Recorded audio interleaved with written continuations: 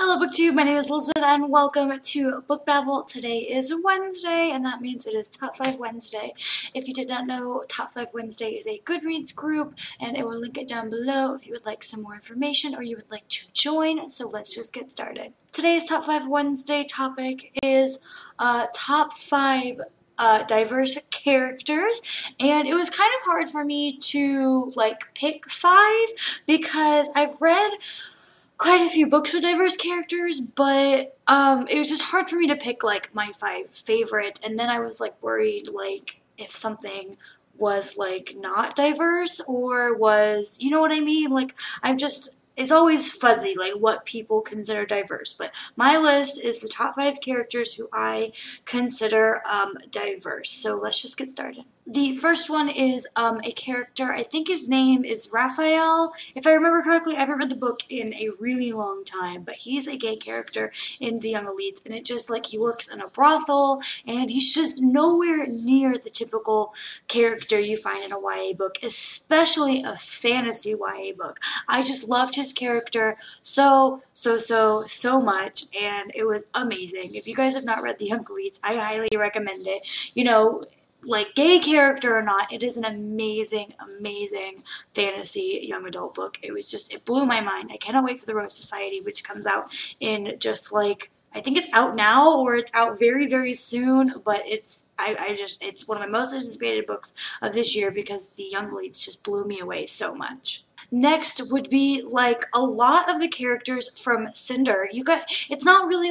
at the forefront of your mind the entire time, but Cinder, Prince Kai, and several other of the characters are diverse because they are Asian, and I don't know, I definitely didn't think about it right off the bat. They live in New Beijing, but I just have this idea of the future just being kind of non-racial, if that makes sense. They have an idea that in the future everyone is just going to kind of converge into one race. So I guess when I read futuristic books, I just have that idea, but their descriptions in the books are very much described as Asian looking characters. So, and I mean, Cinder is amazing. She's one of my favorite literary characters of all time.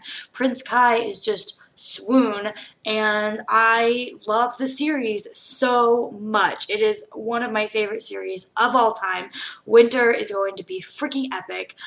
If you have not read this series, I highly recommend it. But if you haven't read Cinder, where have you been? Get on it. It's amazing.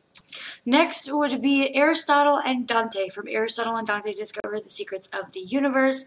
I can't remember which one is the one that comes out and is from the beginning he knows he's gay, or it kind of develops over the course of the book, but there's no question of it. I don't remember which one is which, but there are gay characters in this book, and it is a very talked about element in the book. I really felt like my first 2 choices and my other 2 choices, I couldn't really use them as diverse characters for this list because it wasn't a book about diversity. So, but I mean, I know even though they're diverse characters, it doesn't have to be a book about diversity, if that makes any sense, but this book is about the diversity. Both of the boys, Aristotle and Dante, are Mexican American, if I remember, and one of them is gay, and it's just an amazing book about growing up, and it's written so beautifully. The author is diverse. He is Mexican, I believe, and it's just a great